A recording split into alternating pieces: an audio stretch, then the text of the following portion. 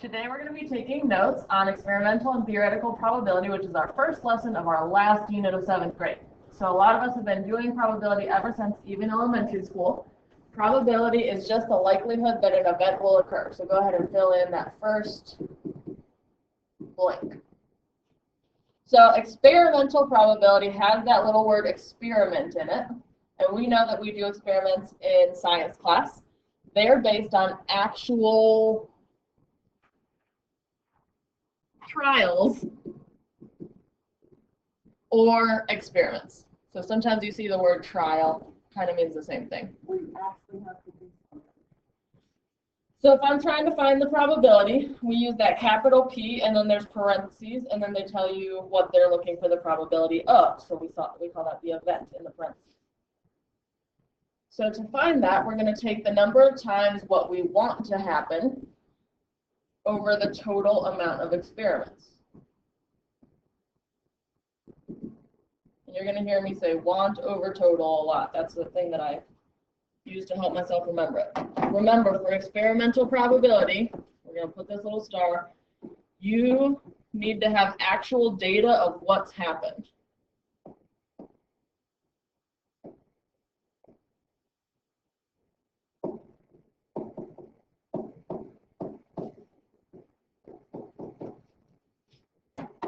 Now, theoretical probability has that word theory kind of hidden in there. And theoretical probability is what you think will happen. So we're just going to make a ratio of favorable outcomes to possible outcomes. So again, we're going to use that same ratio, want over total. But we're not looking at actual data for that. So I have an online spinner that we're going to be looking at.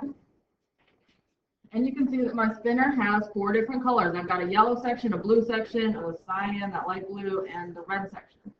And right now, I haven't spun the spinner at all. So you can see that my experimental probability here is at 0. I haven't done the experiment, so I don't have any data. However, because theoretical is just what you think, I know that there's 4 total sections, and there's 1 section of each one of those colors. So my theoretical probability for yellow or blue is going to be 1 section of the 4, 1/4, and they turn it into a percent here, so that's 25%. So let's see what happens as I go through and try spinning this spinner. I'm going to spin it just 1 time. All right, so it landed on red. So you can see that they have calculated the experimental probability. Remember, it's want over total. I spun it 1 time, so 1 total experiment, and I got what I wanted 1 time, which is 100%. My theoretical probability is still the same. There's still 4 sections, and there's still only 1 section of red. Let's see what happens when I spin it again. So now that I've done 2 experiments, I'm going to keep calculating here for red. Out of those 2 experiments, I've gotten red once. So my experimental probability is 1/2 or 50%. And every time I spin, that experimental probability is going to change. The theoretical probability always stays the same, because remember, that's what I think should happen.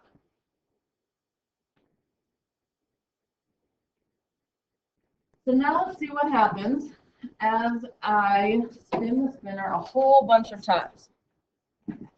I can type in here 50, and it will sit here and keep spinning and keep recording the results of my experiments. And every time my experimental probability changes and my theoretical probability does not. Let's go ahead and skip to the end and see what happens.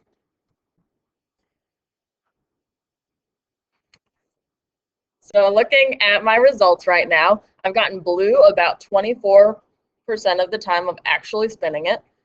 That's pretty close to that theoretical. I've gotten yellow only 18%. So my experimental probability is not perfect, but as I spin more and more,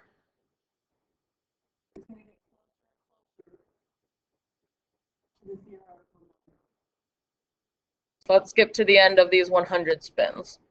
So now you can see that they're really evening out, getting really close to what they should be, what I think they should be theoretically.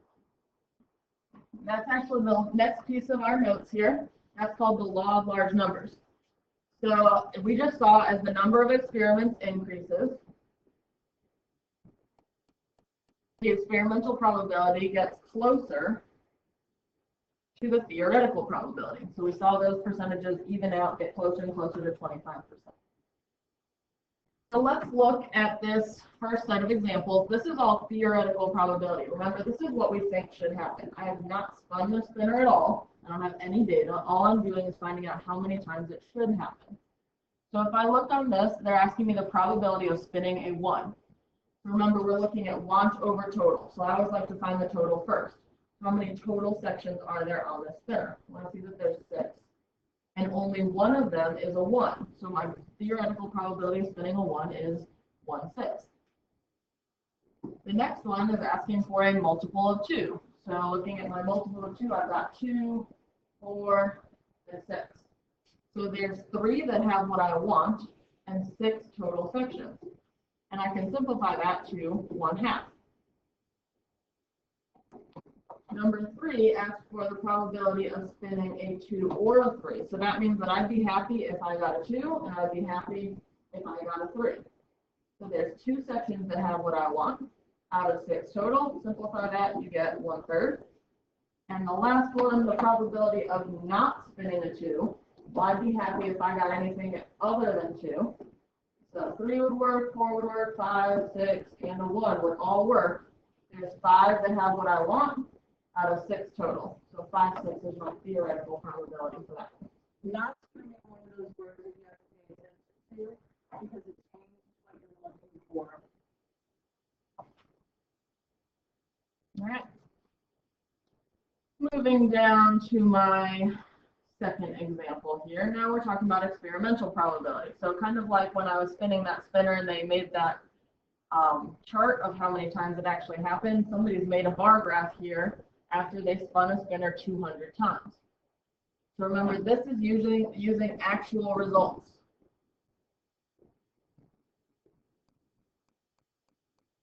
So number 1 is asking for the probability of spinning a 1. So out of those 200 total times, I got a 1 41 times. And I can't simplify that, that's going to stay exactly how it is.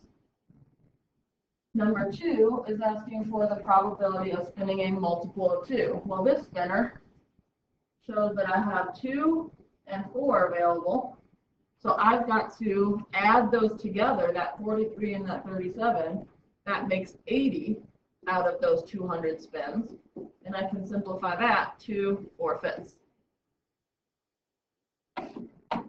Spinning a 2 or a 3, remember either one of those would work because it says or. So I'm looking at the 43 and the 39. Add those together. You've got 82 out of those 200 spins. And that simplifies to 41 over 100. And the last example here, not spinning a 2. So again, remember, watch out for those knots because they change what you're looking for. I can look at this one, I can look at 3, 4, and 5, anything but 2. When I add all of those together, I've got 157 out of those 200 spins.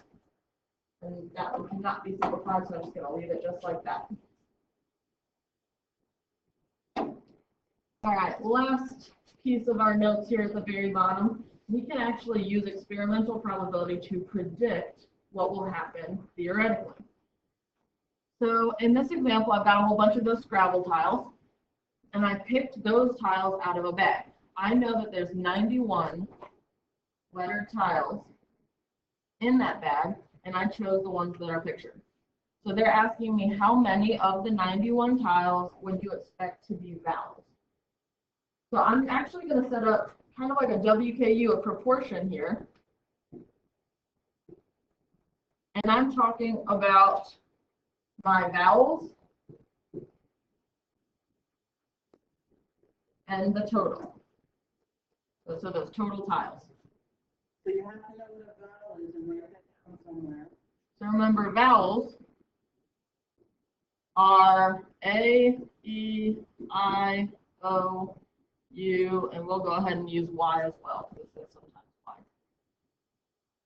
So I don't know exactly how many of those 91, but I know what I have drawn out here. So this is what I know.